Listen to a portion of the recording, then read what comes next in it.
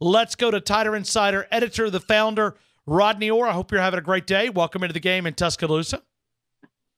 Doing well, Ryan. How are you? I'm good. I hope you are too. I'm staying dry. That's good. Hey, it's what a difference an hour makes here on Skyline Boulevard. We had lightning bolts a couple of minutes ago, and I didn't know if I was going to be able to survive. And now I look out, and the sun's shining, and it looks like a beautiful afternoon here in Tuscaloosa. So it's always changing, I guess, with our weather forecast. Yeah, you're not kidding. It's pretty nice down here near Moundville as well. So, but a lot of rain. Rodney, earlier today, about 15 minutes before I came on the air, I know we talked via text message, but Layne Hatcher, give us the latest. He's committed to the University of Alabama. Kind of recap that for a lot of these people that may or may not know. Well, first of all, let's go back to the quarterback situation in terms of the recruiting, because there's been some questions about, Alabama not taking a quarterback in this class up to this point.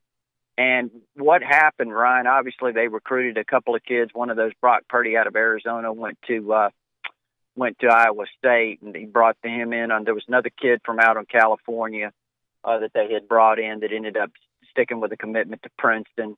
As you recall, what was going on during that time, as you remember, we said on your show, we did not expect Alabama to sign a quarterback at that time. The reason was, of course, Gardner Minshew, who was going to be a grad transfer from East Carolina to Alabama. That was going to be the guy that they were going to plug into this spot. And then as time went on, Gardner Minshew decided that he was going to transfer to Washington State instead, so he would have an opportunity to start. And that left Alabama with where we are with the three quarterbacks that they had on scholarship. Generally, you want to have four quarterbacks on scholarship. You don't usually go through a season with three. Alabama did that last year. So right now, as we know, they had been sitting with three, with Tua, Jalen, and Mac Jones. And there's an opportunity here for Layne Hatcher. So they offered him this morning. He committed. He posted it on Twitter, tweeted it out, that he committed to Alabama. So he's 6'1", 205 out of Pulaski Academy in Little Rock, Arkansas. Obviously, they throw the ball quite a bit. He threw for over 15,000 yards. I think he had 185 career touchdowns. 3 years as a starter. I think they lost one game in his 3 years as a starter. They won 3 state championships there. For those of not familiar with Pulaski Academy, same school that produced Hunter Henry, the great tight end, of course, that played at Arkansas, now in the NFL. And then also Hunter Henry's younger brother's a top tight end, maybe the number one tight end in the country this year, Hudson Henry, at that school. So it's a school that's produced a lot of really good players. All right. So when you look at Layne Hatcher committing to the University of Alabama, your interpretation of maybe why Nick Saban feels like, because correct me if I'm wrong, but he traveled through last year with 3 quarterbacks. He was getting ready to travel through another year with 3 quarterbacks. Why do you think Nick Saban felt the need to go out and add some backup? Well, I think there's probably a lot that goes into that, Ryan. First of all, like I said, generally you do want to have a minimum of 4. Some schools prefer to even carry 5 quarterbacks on scholarship. So the 3 is they're under the numbers anyway. So it doesn't. You need to add a guy in the event of whatever could happen. We saw Tua injured twice in spring practice. I'm not saying anything's wrong with him. I think he's progressing really well, probably ahead of schedule right now. There's the possibility that, an injury could certainly really reduce. If you get down to 2, that's scary. Another factor is obviously the guy who doesn't start could transfer, whether it's Jalen, Tua, whoever it is. There's a chance that one of those 2 guys might transfer before the season starts. So you have to protect yourself against that.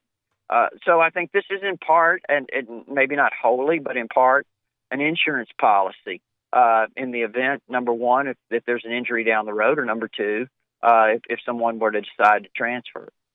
Well, and something else that we were discussing a couple of minutes ago with Mark Houston, and we were just throwing out, possible situations. I think the other possibility could be, and you tell me if you agree with this, Jalen Hurts is set to be a graduate. Let's say, and I'm just saying hypothetically, Tua beats him out. He's the starting quarterback.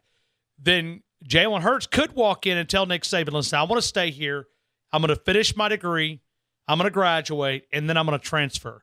I want to take a redshirt. I mean, is it possible that could be? And then, you said you need 4 quarterbacks, but that's another scenario that you could throw out. Not just, that Jalen's going to leave. It may be that he may take a redshirt if he doesn't win the job. Well, I think that certainly could happen. I mean, I don't know that it would. I don't know. Again, yeah, anything could happen like that, Ryan. I'm trying to think off the top of my head. If you're going to redshirt, if it's that he just wants to go ahead and get his degree, transfer somewhere in December, have the opportunity to start 2 years at that school after that, or you could, if you decided to leave and transfer even in August, say, you could redshirt at that new school, be a part of, start learning now, graduate, still earn your degree, and, so just sit out this season wholly at that new school and move on from there, have 2 years to go. Again, how would somebody choose to do that? I'm not really sure. But what you mentioned, the scenario you mentioned, is certainly a possibility, I guess. Maybe not one that I would think would be most likely, but who knows? Yeah, I mean, I think a lot of it is unique, and it's going to be unique to cover. Rodney, we had a chance earlier this week to visit with Antonio Alfano from New Jersey. Uh-huh. I was highly impressed with this young man. Yeah. Well, Ryan, here's the deal. We may have even said this on your show last week. I can't remember. But the thing that really struck me about him was he's a very talented kid, obviously, a great athlete. He has all the numbers when you start looking at the size, the vertical jump, the 40, and the numbers that he's put up on the field. All of those things are impressive when you watch him. You watch his huddle tape, and you see a really good player. I think what you're talking about, too, is the fact that he really comes across as a guy that has some sort of an understanding or, insight to what it takes to play at Alabama and appreciates that.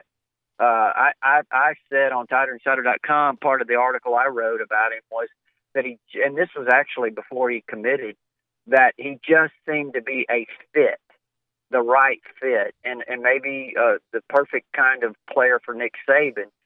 Not afraid of the work.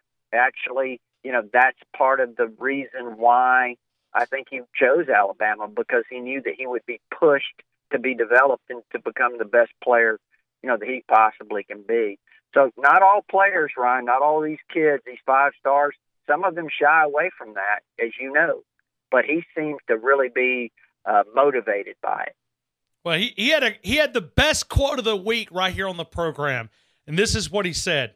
He said he went to Kirby Smart over in Athens. He said he loved the town, loved the restaurants, but he also made a comment. He said, as I was sitting there listening to Kirby Smart, he was rolling out the different scheme package that they were going to run, and he said it was identical to Alabama. He said everything about that program was they were pretty much very similar to what Alabama. And he said it hit me, if I wanted to go to a program that was a replica, that I'd go to Georgia. He said, I decided to go to Alabama and get the real thing. Well, that is a pretty good quote. Hey, I'm telling you, when he said it, I went. That's a real good quote for, that probably needs to be out there a little bit more. You're welcome to have it. I'll send it to you later on where you can officially use it. But I'm telling you, it was absolutely brilliant when he said it. He said, if I wanted to go and have a replica, I'd have chose to go to Georgia, but I wanted the real thing, so I decided to go to Tuscaloosa. Well, and I think that goes back to what I was saying about the fit. I just think that, he's a guy that kind of gets it, and just the way he embraces work ethic. I spoke to his coach a couple of days ago, had an interview with him on TiderInsider.com, and, that was really the thing he said was this guy wants to go and compete every day against the best players in the country that are right there at Alabama. He faces them in practice, developed by the best coach in college football. And, you could not really do that, obviously, anywhere else but Alabama. Well, he was, I was, most of these kids, and you have a chance to talk with them, and I'm not trying to say it's right or wrong, but most of them are not as talkative. If you can get 10 minutes out of them, you've like done your job. We looked up at the clock, and we were 18 minutes into the interview, and we still had 3 or 4 more questions. I mean, he is just, you can see he's going to be a dynamic leader at the University of Alabama. Also, let me ask you about Will Rechard there for a couple of minutes, one of the top place kickers in all of high school football that is committed to the University of Alabama. Well, Chris Saylor, that national kicking coach, is extraordinarily high on him and thinks that he could, he'll step right in and win the job as a place kicker. And, he's a punter too, Ryan, so he's talented there. Of course, obviously they have a true freshman on scholarship, Skylar DeLong, that, there's some expectations that he could be really good as well, but as the punter. But yeah, I think Will Reichard's going to be a guy that's, hey, did you see his comment on Twitter? I did. He's going to change the culture. Yeah.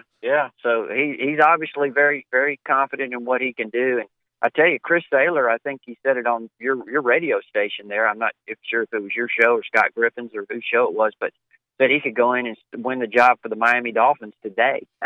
Said he's that talented of a kicker. So, Alabama's had some ups and downs. You know that with the kickers, the inconsistencies maybe have cost them a few games over the years. But, certainly this guy looks like he's going to be someone who can come in and kind of steady things. Now, obviously, he's got to compete. Joseph Belovis is here and had a nice spring. So, but from everything I hear about Reichard, he is the real deal. Rodney, let me ask you your thoughts, because there's been a lot of discussion as Matt Zenitz broke from AL.com about Brandon Kennedy in Alabama sort of blocking him from transferring within the SEC. You have any thoughts about that? Because you cover the team side and you cover the transition so well. I'm just curious if you have any thoughts about if this is true that Alabama's blocking him from transferring inside the conference. Well, I mean, I think that's standard. I'm not again, nobody's told me. I know Matt had that there, and I'm sure it's true. But it would not be unusual for that to be the case, that they would block him. And listen, everybody has their own opinion on these things. I certainly respect everyone else's opinion. Mine would be that I don't think that if you're a player, even if you're a grad transfer, I don't think you should be allowed to transfer within the conference, to me. I think these transfer rules, they need to be really cautious with how they handle them. You've got some of these coaches that recruited some of these players when they were coming out of high school. They've already got relationships. I'm afraid there's going to be some, listen, people may say it won't happen. There's going to be some recruiting behind the scenes done when these guys get at other schools, and probably already is to some extent. So I just really think that they need to be cautious about allowing these kids to transfer within the conference. I don't like that idea. Now, if they want to go somewhere else, I think Alabama even carries it a step further. Anyone that, any future opponent, which is fine. A lot of people do that. That maybe I can understand maybe easing up on that a little bit. But I just don't like this thing about transferring within the conference. Because, hey, Ryan, think about this, too. Kirby Smart left here, and he recruited Mo Smith. I mean, he left here, and he already had a relationship with Mo Smith. Mel Tucker had a relationship with Mo Smith, had coached him here. And I think that was part of it. So I think I really don't like that idea. I think I'm with you. I can understand that completely. Rodney, I appreciate you coming on just such a short notice. I appreciate you jumping on. I hope you have a great weekend. I hope you enjoy some time with some family this weekend, and we'll talk to you very, very soon. I appreciate your time this afternoon. Hey, appreciate it, Ryan. Take care.